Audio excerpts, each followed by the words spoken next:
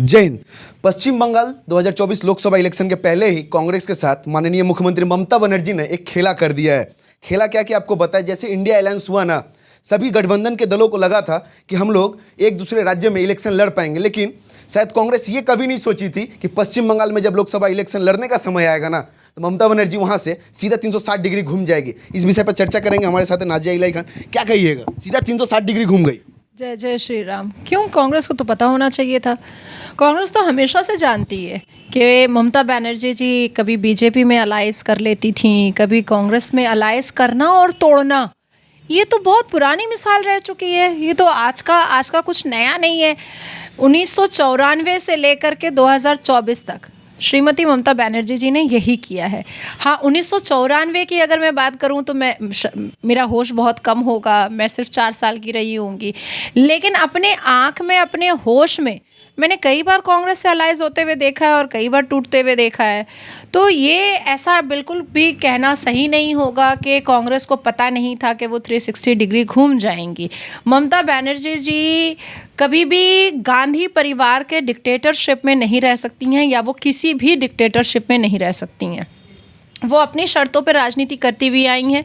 अपनी शर्तों पर राजनीति मुझे लगता है कि जब तक कर पाएंगी तब तक वो करेंगी, मैं ऐसा मानती हूँ, क्योंकि मेरे मुख्यमंत्री को मैं जानती हूँ बहुत अच्छे से और कई साल मैंने उनके लिए काम भी किया है, तो मैं और भी अच्छे से जानती हूँ। अब आती है बात कि जिस तरह से उन्होंने यहाँ पर अल्लाह की कसम खा करके मुसलमानों से ये बात कही है कि अगर बीजेपी को, भारतीय जनता पार्टी को वोट करोगे तो अल्लाह भी माफ़ नहीं करेगा और वो भी माफ़ नहीं करेंगी। अब अगर उनकी ये बात मान करके पश्चिम बंगाल के हिंदू भी बीजेपी को वोट नहीं करते हैं, तो इसका मतलब है कि पश्चिम बंगाल के वो तमाम हिंदू भी धर्म परिवर्तन कर चुके हैं और इस्लाम कबूल कर चुके हैं, जो ममता बनर्जी के अल्लाह की कसम खाने पर उसको फॉलो करने वाले हैं। बात यहाँ पर सिर्फ इतनी सी है कि पश्चिम बंगाल के सनातनी कब जागेंगे। बात यहाँ पर इतनी सी है कि जब भी भगवान राम जी को मलाइन किया गया है या उनको डिफेम किया गया है इस राज्य सरकार के द्वारा, और 22 जनवरी को सबसे ज़्यादा किया गया है, तो पश्चिम बंगाल के सनातनियों को क्या क्या बुरा नहीं लगता है? मुझे तो लगता है कि नहीं लगता है। मुझे याद है कि महुआ मोइत्रो ने जब गॉडेस काली के मुंह में मीट और हाथ में शराब और सिगरेट दिया था, तो उसके ऊपर 500 से ज़्यादा कम से कम FIR तो होना चाहिए था, पर मात्र नाजिया इलाही खान ने लोअर कोर्ट से लेकर के हाई कोर्ट किया।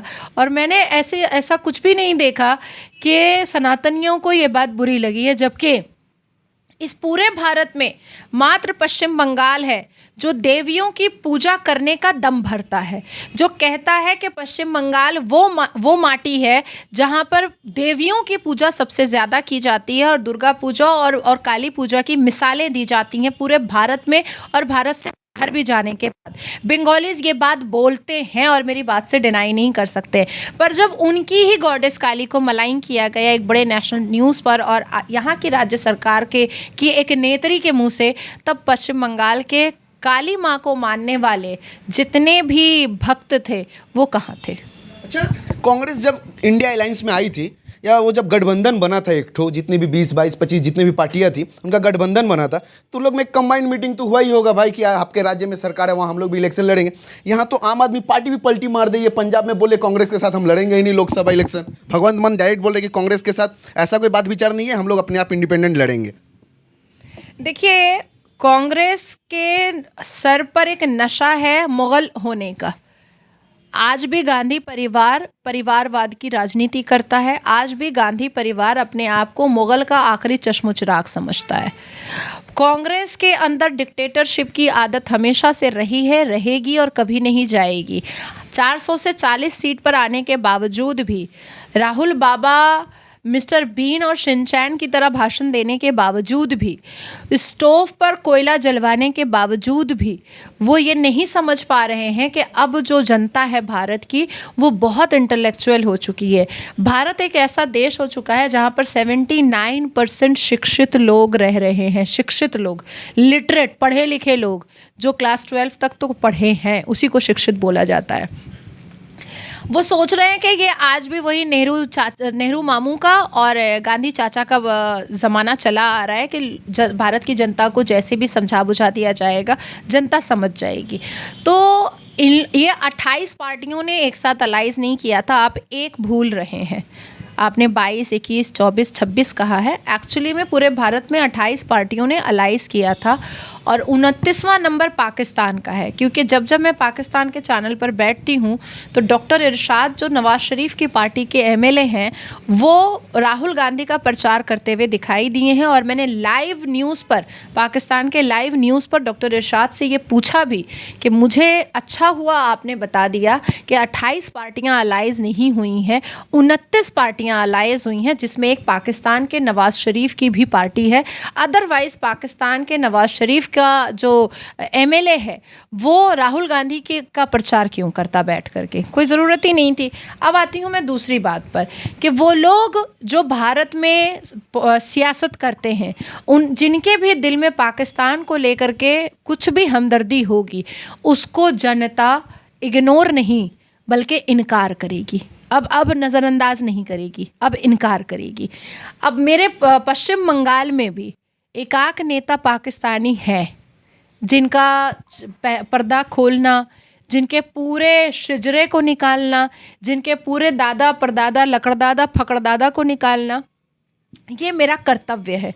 तीसरी बात मैं कहना चाहूँगी कि पश्चिम बंगाल एक ऐसा राज्य है, देखिए वो जवेरिया लवेरिया आई थी 45 दिन का वीज़ा लेकर के, मैंने चैलेंज किया था कि वो वापस नहीं जाएगी, 45 दिन में नहीं गई ना, नहीं गई। मेरा चैलेंज मतलब मैं ठीक हुई।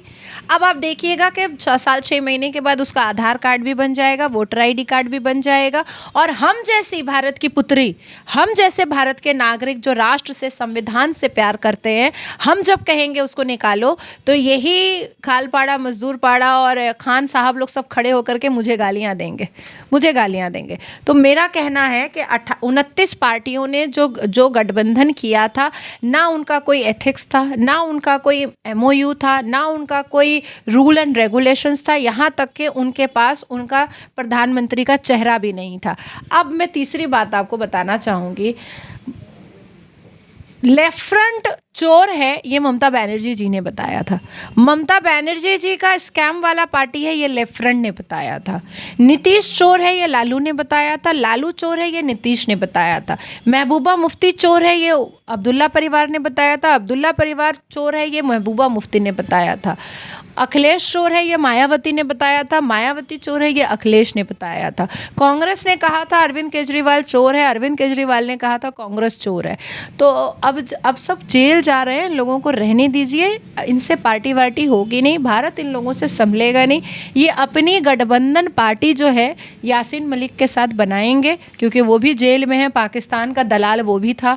तो जो पाकिस्तान की दलाली करेंगे उसके लिए भारत में जगह भी नहीं है। लॉलीपॉप देके तो छीन ली ममता बनर्जी। राहुल गांधी को तो लगा था कि पश्चिम बंगाल में लोकसभा इलेक्शन कांग्रेस के साथ कंबाइन करके लड़ेंगे, एक लॉलीपॉप दे दी थी अलायंस के तहत, वो लॉलीपॉप तो छीन गया राहुल गांधी से। देखिए, ममता बनर्जी जी ने हमेशा मुसलमानों को भी लॉलीपॉप दे करके छीना है, हमेशा। तो कांग्रेस भी मुसलमान की पार्टी है। और आपने जब बोला कि पाकिस्तान से जुड़े कुछ नेता है पश्चिम बंगाल में, आप लगातार उनके बारे में आवाज़ उठाती रहती है, आपको तो थ्रेट भी मिलता है, तरह तरह के मतलब गंदे गंदी गालियाँ लगातार हम लोग देखते रहते हैं, पोस्ट करती है, आपको थ्रेट मिलता है, गाली दी जाती है, आपको डर भी तो लगता होगा? नहीं, मुझे तो डर नहीं लगता है। मैं किसी के बाप से नहीं डरती हूँ, किसी के बाप से दादा से नहीं डरती हूँ। अकेले घूमती हूँ, कोई सिक्योरिटी नहीं, कोई बाउंसर नहीं, कुछ भी नहीं, और किसी की ज़रूरत भी नहीं है। एक इंसान, मैं अकेली औरत हूँ, तो जान अल्लाह ले या बंदा ले, मुझे कोई फ़र्क नहीं पड़ता है। लेकिन मेरी मातृभूमि पर, मेरी भारत माता की धरती पर किसी पाकिस्तानी को मैं बर्दाश्त नहीं करूँगी। चाहे कोई कालिया उठ करके आ जाए, चाहे कोई मालिया उठ करके आ जाए, चाहे कोई मवाली उठ करके आ जाए, चाहे कोई तोपसिया के गटर से उठ करके आ जाए, मुझे इससे कोई फ़र्क नहीं पड़ता। 29 पार्टियों पर सिर्फ एक पार्टी भारी पड़ रहा है, जो कि राम का पार्टी है। नहीं, देखिए, भगवान राम सबके हैं, क्यों आपके नहीं है क्या? जरूर है। तो आप तो एक रिपोर्टर है, आप तो बीजेपी के कार्यकर्ता तो नहीं है। राम की पार्टी आपने कैसे बोल दी? विरोधी बोलते हैं ना, ये तो राम का पार्टी है, हिंदू का पार्टी है। देखिए, विरोधियों को हमेशा से बेतुकी बात करने की आदत होती है। मैं नमाज पढ़ती हूँ, तो क्या मैं अल्लाह की पार्टी की हूँ? मैं रोज़ा रखती हूँ तो क्या मैं रसूल की पार्टी की हूँ? नहीं, वो मेरी आस्था है, वो मेरा मज़हब है। मज़हब अलग होता है और सियासत या प्रोफेशन अलग होता है। और आज भारत में मुसलमान इसीलिए सुरक्षित हैं क्योंकि 82.7% सनातनी हैं। भगवान राम आपके भी हैं, भगवान राम मेरे भी हैं, भगवान राम हम सब के हैं। और जिस धरती की मिट्टी से मेरे नाज़िया इलाही ख़ान के लिए वज़ू जायज़ है, मैं वज़ू इस मिट्टी से वज़ू करके तयम्मुम करके मैं नमाज़ पढ़ सकती हूँ, तो मैं भगवान राम की डिवोटी क्यों नहीं हो सकती हूँ? मैं उनकी डिवोटी भी हो सकती हूँ। तो भगवान राम की पार्टी नहीं है, वो पार्टी भारतीय जनता पार्टी की है। और जो हमारे भारत के प्रधानमंत्री हैं वो कट्टर हिंदू हैं और यही वजह है कि इतने टॉलरेंस हैं और इतना 9 वर्षों में उन्होंने भारत को एक खंडर से उठा करके एक महल बनाया है। ये बात मानती है कि नहीं कि भारी है, सिर्फ एक पार्टी भारी है 29 पे, ये मानती है कि नहीं आप? तो देखिए, झुंड में कौन निकलता है, सुअर या कुत्ता? शेर तो अकेला ही निकलता है।